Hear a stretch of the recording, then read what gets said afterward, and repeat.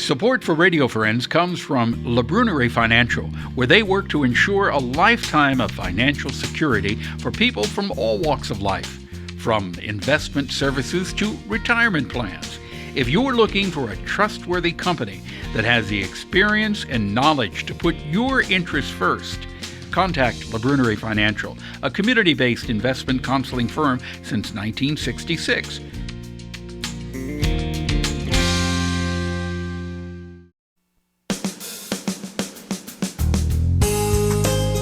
Good morning and welcome to Radio Friends on Monday, June the 7th. We're going to talk about a musical production that is opening actually just a couple of days from now. And it's Pippin from Capital City Productions. And I want to introduce you to Wyatt, Logan, who is Pippin, and Ben Miller, who's Pippin's papa. That's right. That's right. Pippin's papa, Charlemagne. Yes, sir. All right. For people who are not familiar with Pippin, tell us the storyline. Well, it's a coming-of-age story for a young prince in Charlemagne's court who looks for everything in the world to find meaning and happiness, battle and politics and everything. But it ultimately comes down to family and the smaller things in life that are more important. Yeah, and there's wonderful music. How many full-length tunes did you say? It's between 10 and 12, but it is a pretty full musical. Mm-hmm. Lots of dance, lots of acrobatics. It is a moving show. Yeah.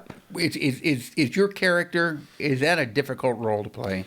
You know, he is the title character of the show. He is this kid who probably has the most growth and spirit in the show, and the entire story is seeing him grow. And so that's what you really got to focus on, is watching and seeing how he's going to change and how to act through that. So I would say he is probably one of the most challenging roles I've ever played. Yeah. So how do you relate to Pippin? Oh, man. He's a young boy who wants something to do with his life, something meaningful and fulfilling. And so I would say I'd relate to him in that way. He is just trying to find what is he best at. He is an extraordinary man.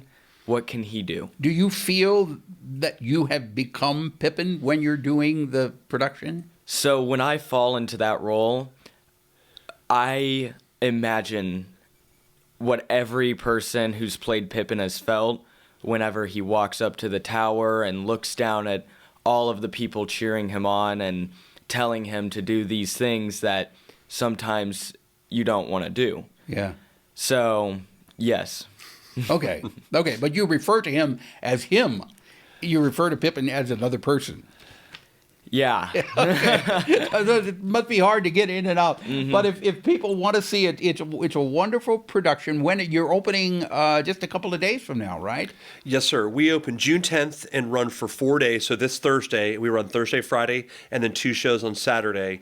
And then next week, we'll run the 17th, 18th, and 2 shows on the 19th. Okay. And this is the dinner show, so you get the production and you get dinner. How do people get tickets?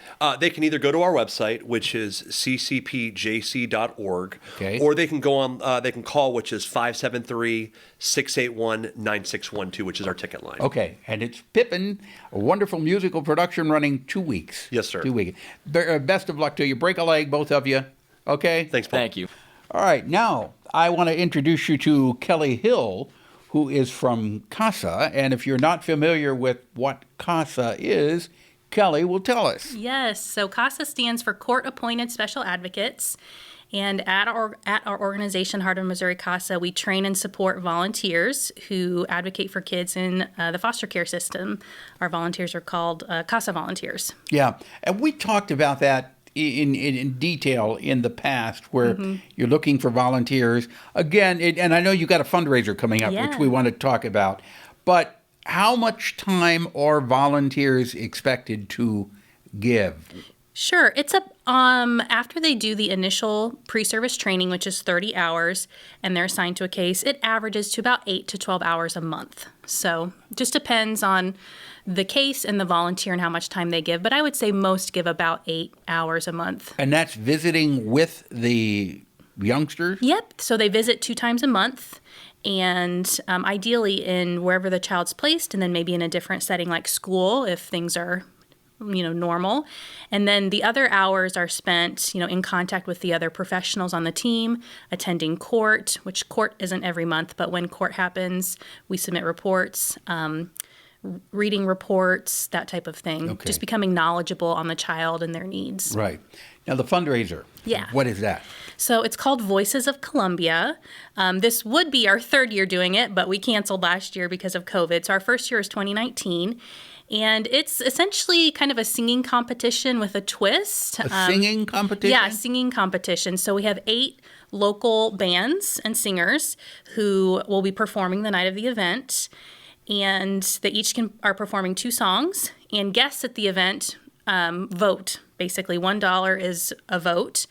And whoever raises the most money with votes at the event, or folks can vote ahead of time if they can't come, wins the event. So it's not based on talent. We don't have a panel. That's what I was going to say. It's based on how many friends the band has. Yes, exactly. how many people they can get to vote for them as being the best. Exactly. But I'm sure, besides, it's not based on talent, but I'm sure we do have a lot of talent in Central Missouri. We do. And that's what was one of the reasons we started this event, because we thought Columbia is such a fun musical town. People love music. It's the local bands that are here and the local singers are phenomenal. Yes, they really are. Our first event in 2019 was at the Blue Note. This year we'll be at the Rose Park outside. We hope to go back to the Blue Note next year. But yeah, the first year, it was just, they were just all so impressive. They're all so good. And this year, what's kind of fun is after those performances, we'll actually have a concert from a Columbia native who's in Nashville now. Her name is Haley Kearns. She's a country singer, so she'll actually be just performing a concert after the Voices performances. So it's going to be a really fun night raising money. Okay, so if people want to vote for their favorite band or they want to donate now. Yep, or buy tickets, yep. How do they do that? So they can go to our website. It's homcasa.org, and we have a whole page for the event on there. They can buy tickets to come. They can donate ahead of time. So, yeah. All right. So they can go to the CASA website. Again, and if people want to volunteer to become an advocate. Yes. Go to the website? Yes. Same website.